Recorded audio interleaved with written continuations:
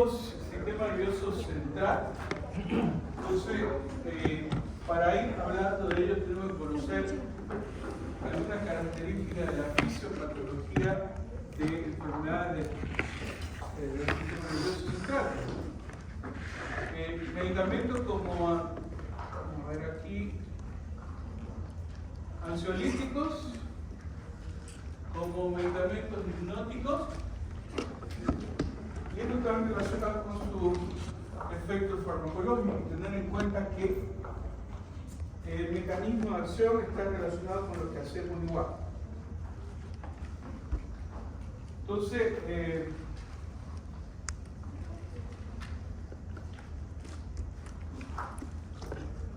están más callados que allá, no creo que aquí va a ser nuestra clase.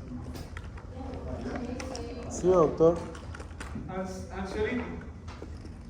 ¿Qué es un ansiolítico? Como definición, son sustancias que reducen la ansiedad, provocan el efecto calmante, pero sin reducir la función motora mental. Bueno, está relacionada con una depresión del sistema nervioso central leve. Un hipnótico es un fármaco que produce somnolencia e induce al sueño. Semejante al sueño fisiológico, tratamos de tener esa arquitectura fisiológica del sueño, ¿no? La depresión del sistema nervioso central es pronunciada. Entonces, vamos a utilizar ansiolíticos e hipnóticos, aunque algunas familias se utilizan las dos funciones, tanto como ansiolítico para el sueño y como calmante en otras situaciones. Hay fármacos que no están aquí, pero sí en la farmacopea natural. Por ejemplo, ¿ustedes conocen el fármaco que se llama el Plidan? El Plidan es un fármaco de características de la primera característica, ¿no? Ansiolítico. Es un calmante, pero no está dentro de los medicamentos que nosotros, las familias, vemos, ¿no? Ya está. Pero es muy bueno, para mí es uno de los mejores medicamentos atribuidos a la calma, ¿no? No sé si ustedes han escuchado de estos medicamentos que son naturales. Me decían la interacción farmacológica tiene que ver mucho con esto. Por ejemplo, tiene extracto de piña. El extracto de piña, si ustedes hacen la cáscara de piña como refresco, ¿no? Y toman por agua, el paciente le dice que tomen por agua, espectacular. O sea, tiene un efecto calmante. Y lo mismo pasa con el Plidan. El Plidan es natural, es una sustancia, un sustrato del extracto de la piña. No solamente que algunas veces lo podemos hacer normalmente nosotros, eso en casa, pero ¿no? Nos da un tipo de efecto calmante muy, pero muy suave, muy leve el efecto, no como las benzodiazepinas que vamos a ver ahora, ¿no? Bueno, hace mucho tiempo ya vienen evolucionando los psicofármacos. Se utilizó la insulina, imagínense, como un psicofármaco. ¿Por qué? ¿Qué produce la insulina? En su efecto secundario. ¿Cuál va a ser el efecto terrible de la insulina? Coma. ¿Quién dijo coma? En el coma induce al sueño y al coma, pero lamentablemente puede producir periodos de hipoglicemia que pueden producir la muerte. Decía un profesor, es preferible ver a un paciente con glucosa alta, ¿no?, que hipoglicemia. Y ya después nos dimos cuenta, nos hablaban en semiología de eso. Y después cuando tocó un paciente de este tipo, ¿no?, tienden mucho al coma y a no salir de ese periodo hipoglicémico. Pero bueno, es un tema bastante interesante y proceso. En la hospital del siglo XX se inicia la investigación de psicotrópicos. En la década del 50 se describió como el medicamento esencial como a la clorpromacina y a la terapia de litio. No sé si ustedes han escuchado alguna vez pacientes que toman litio, ¿no? Para pacientes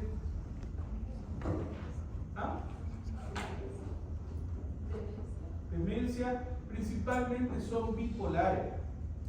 Los pacientes bipolares, ¿alguna vez han visto un paciente bipolar? Las mujeres.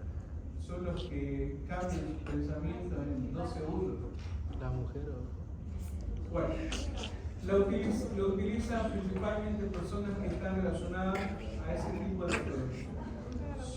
Y MAO, los inhibidores de la monoaminoxidasa aparecieron en los 50. En 1960 se introdujo el clordiazepóxido, ¿no? Y en los siguientes 30 años se demostró la utilidad de los psicotrópicos. Hay un mundo, hasta películas de esto, ¿no? Cómo se daban, y lamentablemente algunas veces es triste la historia porque la medicina también, al momento de experimentar, haciendo tratamientos con estos tipos de medicamentos, ¿no? Producen efectos secundarios capaces de producir la muerte del paciente. Esta es una diferencia entre un fármaco con efecto ansiolítico, con efecto sedante y un neuroléctico. Los neurolécticos están dirigidos principalmente a pacientes con esquizofrenia. Entonces la esquizofrenia, vamos a ver la base de la esquizofrenia. Por supuesto, ustedes tienen profesores de psiquiatría más adelante que seguramente van a profundizar en esto. Pero muy importante conocer lo básico, cómo se clasifican, qué medicamentos hay que ver, en los psicofármacos y la diferencia de uno y de otro, ¿no? Por ejemplo, en la sedación, en la hipnosis, los sedantes tienen alta actividad, los ansiolíticos moderada actividad y los neurolécticos baja intensidad para producir sedación o sueño. Entonces, con un paciente que nosotros comencemos tratamiento, por ejemplo, como los psicofármacos, haloperidol, por ejemplo, o el aldol, no vemos efectos relacionados con ansiolíticos y sedantes. Entonces, vamos a tener un paciente controlado, pero un paciente con características de la actividad del sueño casi normal. Esto se refleja, una vez, te voy a contar lo que me pasó. Llegó un paciente, VIH positivo, así, jovencito, 25 años de edad. Entró al hospital, me dice el doctor, él ha comenzado a tener alucinación. Y lo fui y lo examiné y me dice, doctor, el diablo me está persiguiendo, está atrás de mí, tenía síndrome de persecución, tenía síndrome de hablar que se mate, o sea, le decía a mí, una persona me está diciendo que me mate, doctor. Está tremendo, hasta da miedo a veces, ¿no? Pero bueno, resulta que hablo con mi médico superior, que era mi jefe, le digo, mira doctora, ha llegado este paciente, vamos a comenzarlo. Después me dijo que pacientes habían tenido ranitas y esas ranitas se las estaba lambiendo. Estaba alucinando por un efecto de las ranitas que produce ese tipo de efectos a nivel de. Pero ya tenía antecedentes de enfermedades psiquiátricas. Entonces lo que yo hice, bueno, le dije al doctor y a mi jefe, doctor, lo voy a sedar y aparte le voy a dar antipsicótico. Me dice, no, Juan Carlos, no lo durmamos. Bueno, le hice caso. Donde no manda capitán, no manda marinero. Pero poniendo la historia que mi jefe me había dicho. Lo controlamos, la parte psiquiátrica, el comandante, me acuerdo que le coloqué un endovenoso. Dejó de alucinar, dejó todo. Lo estábamos observando y le dije a la enfermera, por favor, no se mueva. A las 2 horas, era de noche, era 7 de la noche, más o menos. A las 2 o 3 horas el paciente se desapareció. Se me escapó.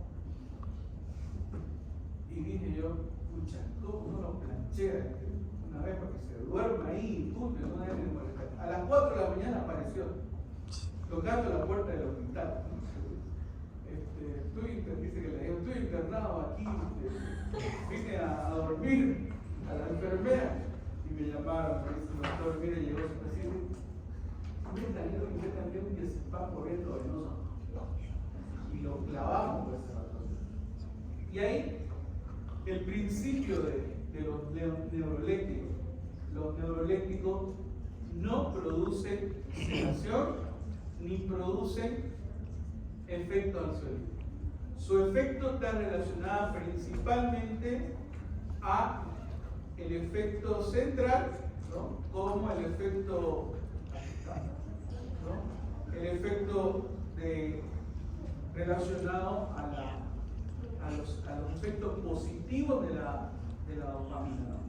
Entonces, ¿cuál es el principio fisiológico de la enfermedad, por ejemplo, de los esquizofrénicos? La fisiología.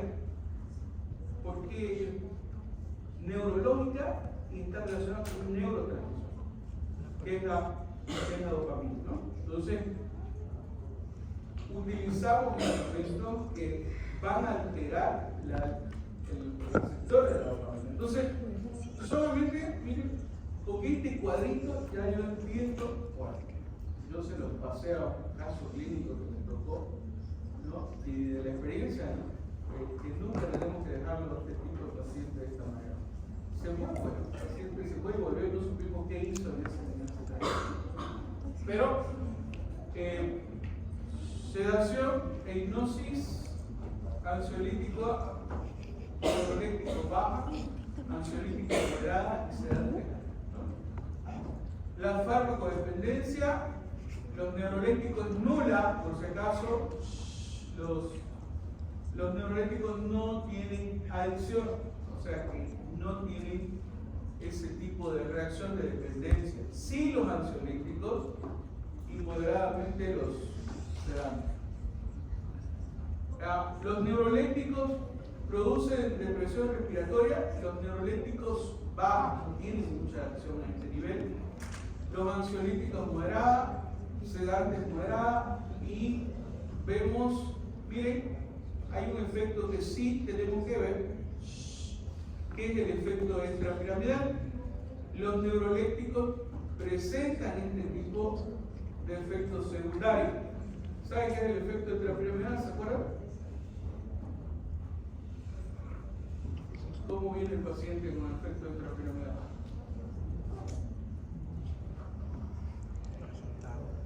¿Se acuerdan o no? Los neurolépticos producen temblor en reposo, ¿no? Van a temblar, ese es su efecto secundario más frecuente de ellos, ¿no?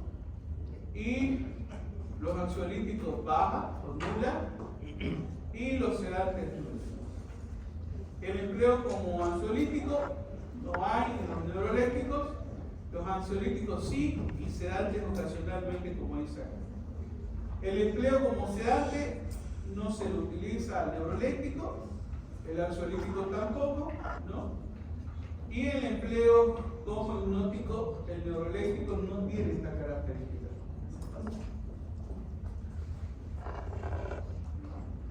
Sí o sí tenemos que comprender este cuadrito, porque se los voy a pasar. Todo lo que viene va a ser casos clínicos, ¿ya? Todo vamos a aplicarlo en casos clínicos.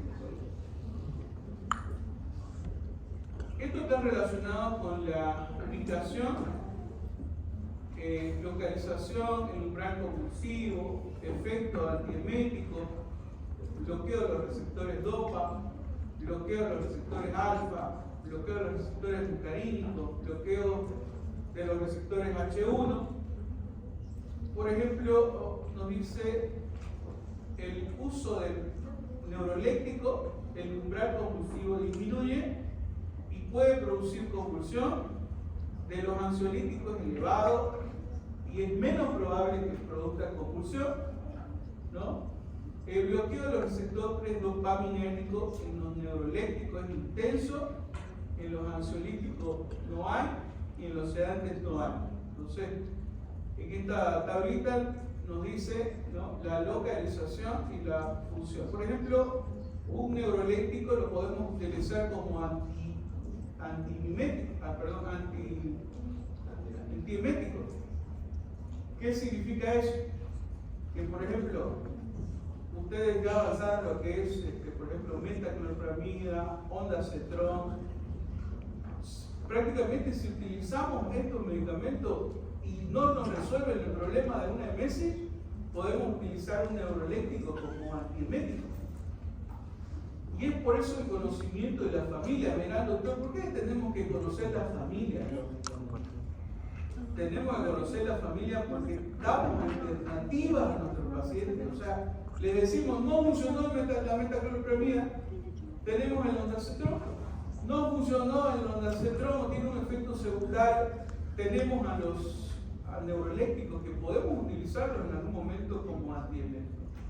Entonces, conocer la familia no solamente es conocer la memoria, decía, ¿no? ¿Por qué tenemos que conocer la familia?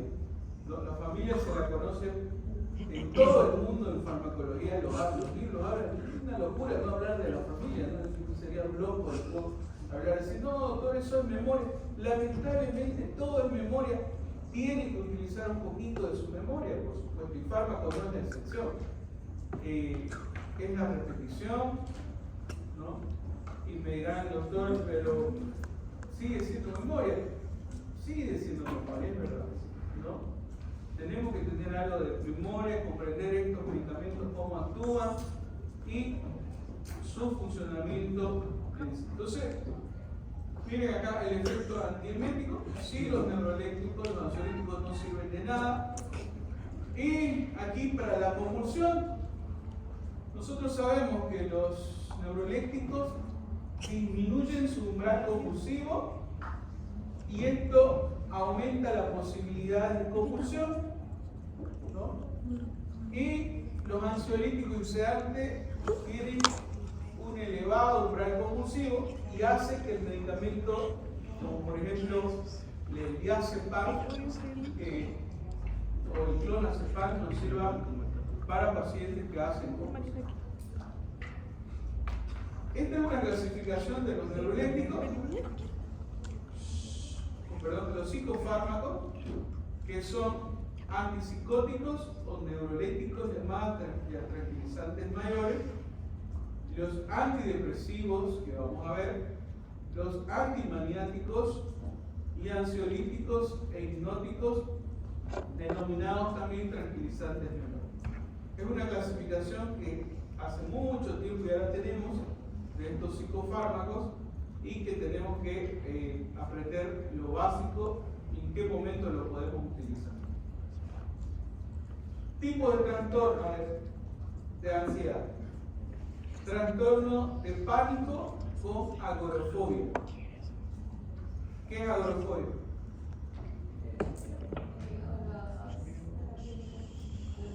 A la multitud, la parte social, ¿no? ¿Qué es el trastorno sin agorafobia? Hay trastornos pánicos sin llegar a esta actividad. Agorafobia sin trastorno de pánico. Entonces podemos tener una combinación de este tipo. Fobia social, fobia específica, trastornos obsesivos compulsivos, síndromes de estrés postraumático y trastornos de ansiedad generalizada. Aquí hay terapéuticas farmacológicas como no farmacológicas. No sé si has visto alguna vez a un paciente que tenga problemas de fobia a la aguja. No la toca la aguja. Cuando uno le dice, toque la aguja, no puedo, doctor, no puedo. Y yo he visto, por ejemplo, ese tipo de paciente y cómo lo tratábamos nosotros. Bueno, tuve la suerte de estar en cuando estaba haciendo, cuando estaba en cuarto, quinto año, ya nuestros profesores nos dejaban solitos con este tipo de pacientes. pacientes, porque teníamos un hospital muy grande en Cochabamba, bien me acuerdo, ahora es el nombre, no me acuerdo, el hospital psiquiátrico hermoso. ¿Qué se llama? San Juan de Dios. Íbamos solitos nosotros a hacer tratamiento a los pacientes. Y comenzamos una terapéutica conductual no farmacológica con este paciente. Le colocábamos unas miles de agujas en un platito, ¿no? Y le hacíamos así, íbamos haciéndole a ese paciente y él comenzaba, una mujer era bien, me acuerdo de la señora. Y comenzamos a jugar nosotros delante de ella con las agujas, ¿no? Hacíamos cuadritos, se le decía viendo, miraban. Pero bueno, fueron terapias que están relacionadas a... Y comenzó ella después a agarrar las agujas. Comenzó a agarrar las agujas y a hacer lo mismo que nosotros hacemos. Bueno, son terapéuticas no farmacológicas y que dan resultados, por supuesto que dan resultados, ¿no? Se llama terapéutica conductual. Bueno, todos estos son los tipos de trastornos que podemos utilizar en los medicamentos que vamos a ir viendo. Seguramente que esto lo han visto de fisiología del sueño. Por supuesto, a algunos les encanta dormir. ¿A quién no? Yo he visto a dos compañeros, no sé si de este curso, pero siempre las pillo durmiendo allá en histología. Atrás de histología. No sé quiénes son. ¿No son ustedes? Desde la hora que llego están allá durmiendo. Claro, va. La fisiología del sueño está relacionada con lo que vemos acá, ¿no? El ciclo no REM y el ciclo REM, ¿no? El ciclo no REM tiene etapas. 1, 2, 3, 4 etapas. Onda teta, onda o uso triple teta, onda delta, muy lenta, y onda delta prominente. Este periodo se llama el ciclo no REM. El sueño normal, este ciclo va repitiéndose, por supuesto, el ciclo REM con el ciclo no REM, ¿no? Que traza o igual una etapa del sueño REM, hora y media más o menos, y sueño no REM su siguiente, y esto tiende a repetirse por ciclo, 4 o 5 veces por noche. El sueño REM está relacionado con el aprendizaje y la memoria, y el no REM, sueño profundo y reparado. No sé cuál es el que domina para ustedes, pero a mí el que me domina es el sueño de aprendizaje y memoria. ¿Saben qué? ¿Por qué? No sé. Leo y al momento que duermo comienzo a soñar con todo lo que he aprendido. Y al otro día me levanto a las 5 de la mañana repitiendo otra vez lo mismo. Pesadilla. No sé si les pasa a ustedes. Con fármaco, doctor.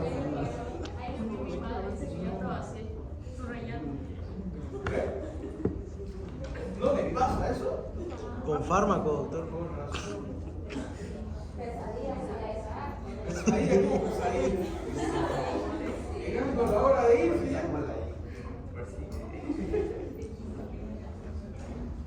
Bueno, entonces, a ver, los fármacos que inducen al sueño tienen que tener esta arquitectura. Lamentablemente, no, las benzodiazepinas, por ejemplo, el Neuril, no se enmarcan en esta respuesta. Sí hay sueño, sí produce el sueño, pero el sueño reparador y profundo no lo estabiliza, podemos decir, relacionado a la fisiología normal del sueño. Tenemos trastornos del sueño, ¿se acuerdan de esto? También disomías y paraxomnias, insomnio, hipersomnia, insomnios ocasionales, insomnio fisiológico, pseudoinsomnio, insomnio idiopático. No poder dormir de noche. ¿Cuáles son los más frecuentes? Si están relacionados a gente, ¿no? A parasomnia. Sonambulismo, no sé si alguna vez han visto pacientes son sonámbulos. Se paran y su cuento, pero no se acuerdan de nada si es lo que ha sucedido.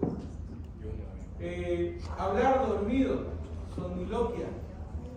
Esto trae muchos problemas cuando están casados. El dormir hablando, uno habla en nombre que uno. ¿Cómo?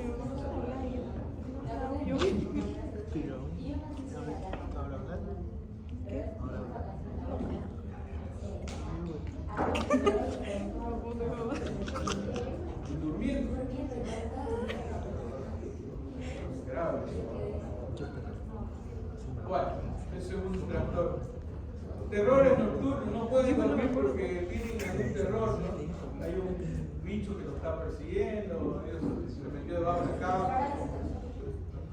La parálisis del sueño está relacionada con otro tipo de trastorno. ¿Cuál, doctor? ¿No? Está más relacionada. ¿Qué pasa con la parálisis del sueño? Uno lo escucha todo, está relacionado con todo, pero cuando quiere mover las piernas no se puede. Un trastorno relacionado con otro tipo de alteración. ¿No?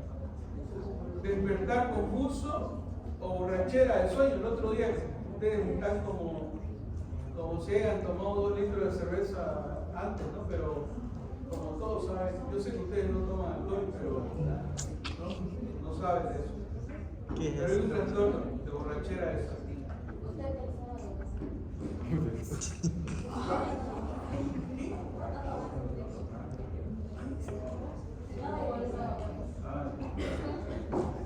Ya. Todos estos medicamentos, las benzodiazepinas, los barbitúricos, van a ir a una célula del sistema nervioso central, de la bicapa lipídica formada por fosfolípidos de una proteína que es la proteína receptora que entra dentro de la membrana intramembranosa, ¿no? Tenemos los receptores GABA donde se unen estas familias que son las benzodiazepinas y los barbitúricos. ¿Qué es lo que hacen? Meten el cloro dentro de la célula, producen una hiperpolarización a nivel de la membrana celular, produciendo que no haya la despolarización correspondiente. Este efecto es un efecto agonista de los receptores GABAérgicos, que produce la apertura de los canales de cloro. Las familias se clasifican en sus características. Yo les decía, siempre busquen la diferencia. Aquí, por ejemplo, ¿qué diferencia hay entre un barbitúrico y una benzodiazepina si los dos provocan la apertura de los canales de calcio? Y la respuesta está en el tiempo, ¿no? Los barbitúricos producen una mayor respuesta de apertura de los canales de cloro en tiempo que las benzodiazepinas, que lo hacen en menor tiempo. Eso es una diferencia abismal entre uno y otro, aunque su afinidad por el receptor sea el mismo y tenga las mismas características fisiológicas, podemos decir, natural de estos medicamentos. Pero hay un control de apertura. Uno se relaciona con el tiempo, que son las benzodiazepinas, son más cortas, y los barbitúricos más tiempo con los canales de cloro abiertos. Tenemos ansiolíticos e hipnóticos. ¿Cuáles son? Y aquí vamos a acabar. Benzodiazepinas, barbitúricos, alcohol, el etanol, agentes no benzodiazepínicos como el zolpidem y zopiclona. Y tenemos los opioides, agentes misceláneos como la bufirona, antihistamínicos y melatonina. Estos medicamentos pueden producir un efecto ansiolítico o un efecto hipnótico, ¿no? Vamos a ir hablando de todos y cada uno de ellos, por supuesto. El alcohol simula a una benzodiazepina, mimetiza a una benzodiazepina, ¿no? Los barbitúricos también vamos a ver que las zopiclonas no son ni barbitúricos ni son benzodiazepinas, solamente tienen actividad como ansiolítico hipnótico, no así como, por ejemplo, como las benzodiazepinas que lo tienen como anticonvulsivante, relajante muscular, como lo tiene la benzodiazepina, ¿no? ¿Qué características tienen las benzodiazepinas? Son depresores del sistema nervioso central, su acción farmacológica importante, hipnótica, ansiolítico, miorrelajante, anticonvulsivante. Decían en una reunión de médicos, ¿no? Escuchando atrás, decían, ¿qué diferencia hay entre la zopiclona y el clonazepam? ¿Por qué uno se puede dar en edad adulta? ¿Por qué uno se puede dar en pacientes adultos y el otro no está indicado en pacientes adultos o adultos mayores? La actividad, por ejemplo, de la benzodiazepina está en este tipo de efectos: hipnótico, ansiolítico, miorrelajante y anticonvulsivante. Esas son las funciones específicas de las benzodiazepinas. Estos fármacos interactúan con un receptor GABAérgico, el receptor A. Prescripción en los hospitales un 90% lo damos, ¿no? El consumo anual es 15% en adulto. Referencia de 3, bueno, utilizan más las mujeres que los hombres. ¿Por qué creen? Tendríamos que hacer un estudio, ¿no? ¿Por qué las mujeres reciben, por qué toman más esto? ¿Sí? ¿Qué? No. ¿Por qué? Que son un poquito. Las mujeres tienen un temperamento, no estoy hablando de discriminación ni nada, no tomen así porque yo las conozco. Te van a decir, es muy machista. Las conozco como son. No, hablando de ¿quién tiene más ansiedad? ¿El hombre o la mujer? La mujer. Cuando el hombre entra en ansiedad es gravísimo. La mujer entra en cualquier momento, pero el hombre somos más débiles. Somos frágiles. Somos más débiles. Pero en el aspecto de ese tipo de situación, como estamos hablando aquí de la benzodiazepina, la utilizan. Si ustedes preguntan a su mamá, yo estoy seguro que se van a encontrar en su familia por lo menos a unas 3 o 4 familiares que están tomando Neuril. Segurísimo.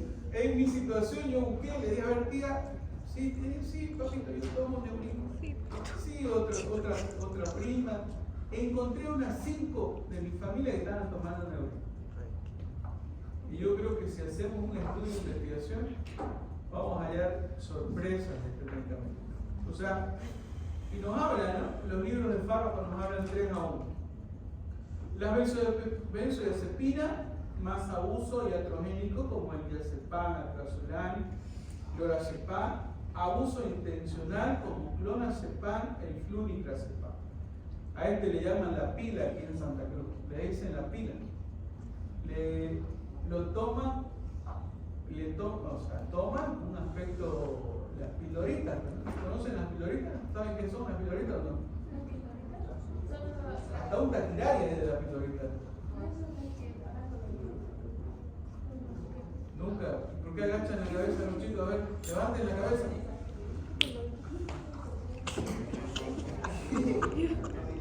¿Saben qué son las piloritas, no? Son los que engatusan en la fiesta a los chicos. Les ponen al alcohol, le ponen unas 5 tabletitas de flunitrazepam. Yo soy En Perú se llama la ¿qué?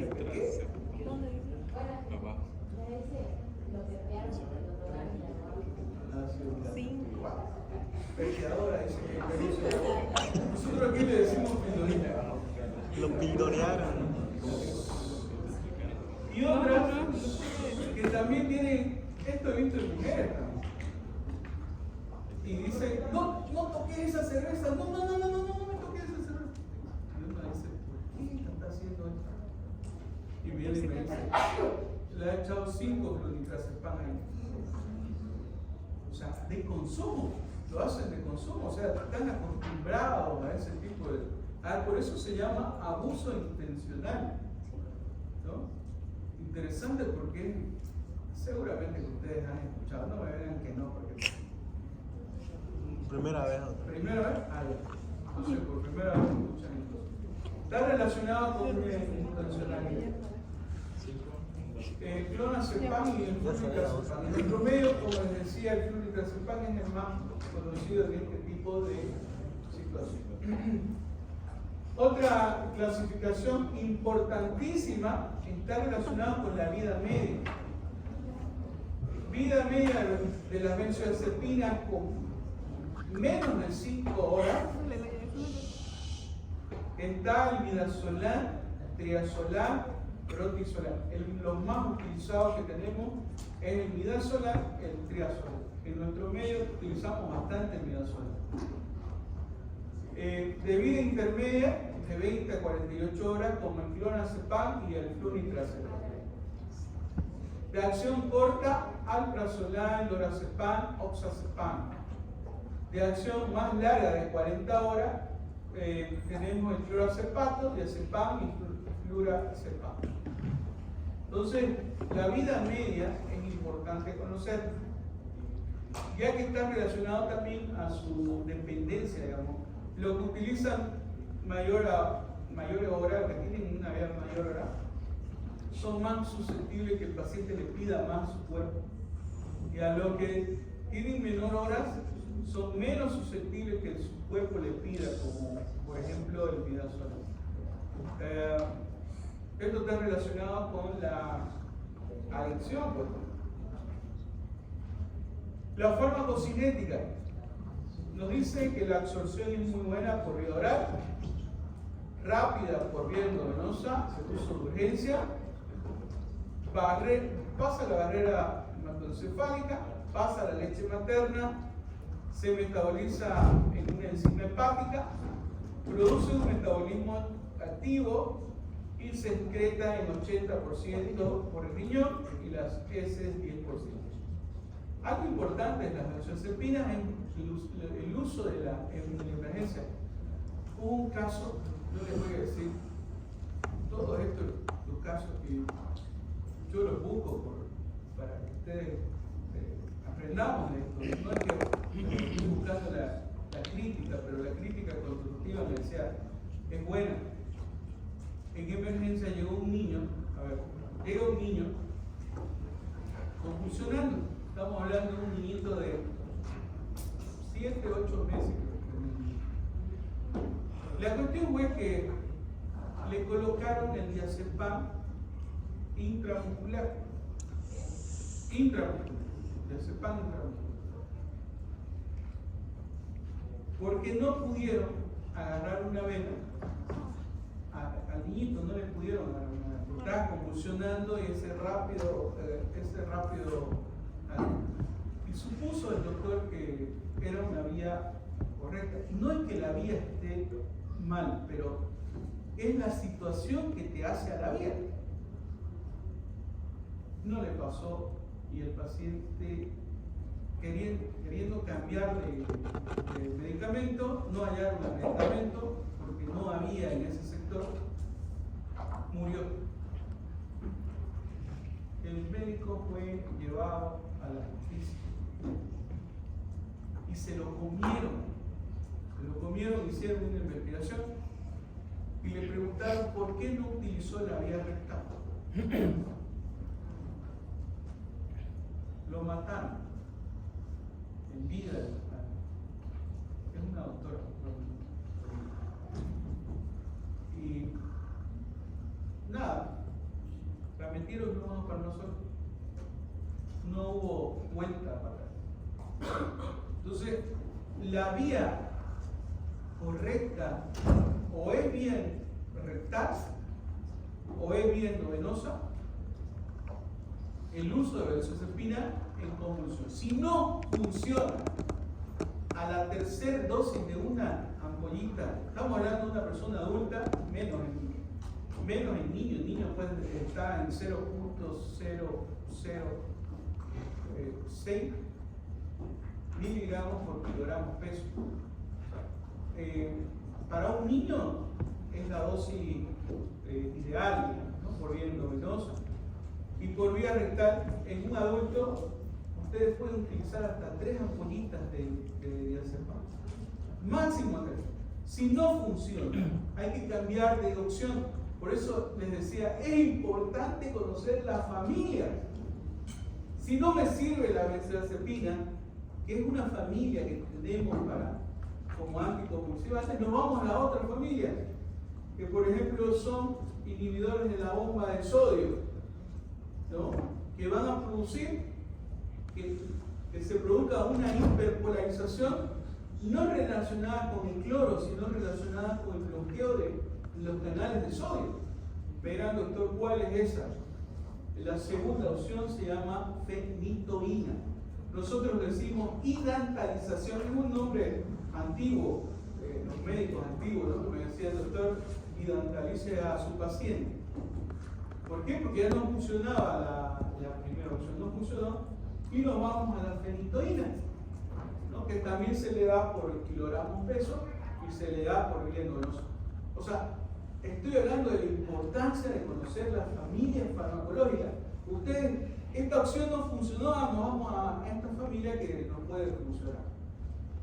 Es importante conocerlo dentro de la terapéutica, ¿no?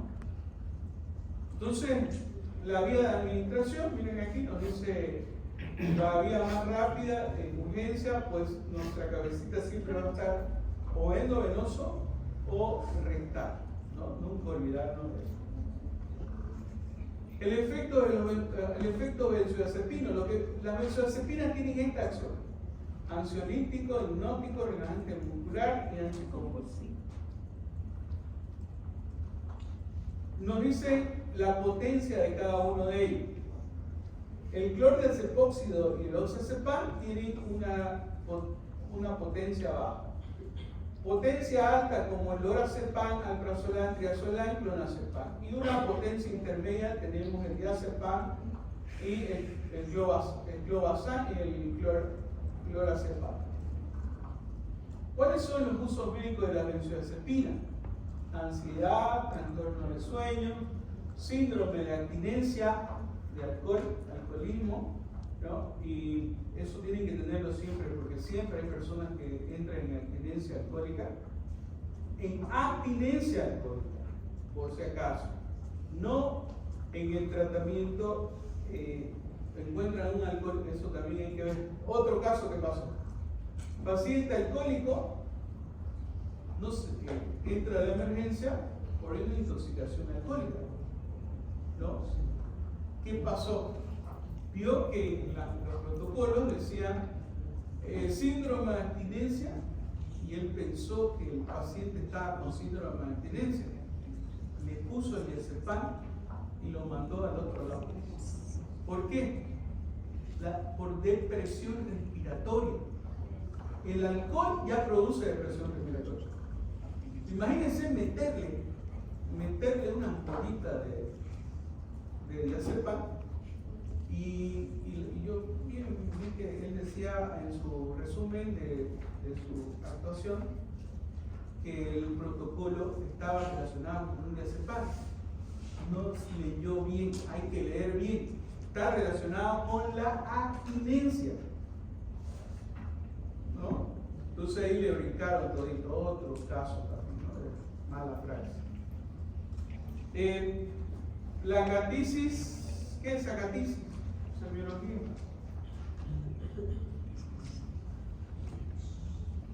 ¿Qué es acatisis, chicos? Giovanni.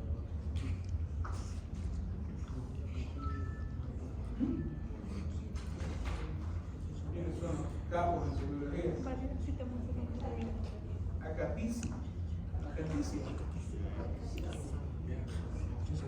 Lean, vean. ¿Qué?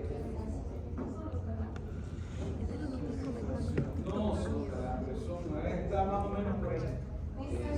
Son movimientos involuntarios.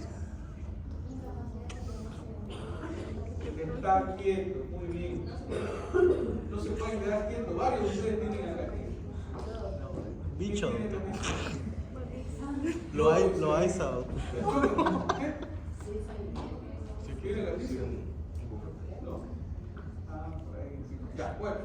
Terapia de movimientos involuntarios, epilepsia y estado de convulsión, la depresión y otras patologías psiquiátricas como agentes amnésicos y otra amnesia como relajantes musculares. Entonces, hay una confusión de los antiinflamatorios no esteroideos con las benzodiazepinas. Me dicen algunos colegas, voy a relajar el músculo y me dan aire.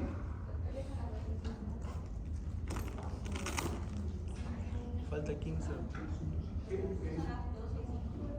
Ah, 2 y 5 son. Sí. ¿Hora de irnos? Sí. Entonces aquí nos quedamos. Aquí debemos pasar clase, doctor. Ay, de verdad. Pero hago una carta, ¿por qué me dicen a mí dónde lo pero no vayan a decir que yo estoy haciendo una carta, porque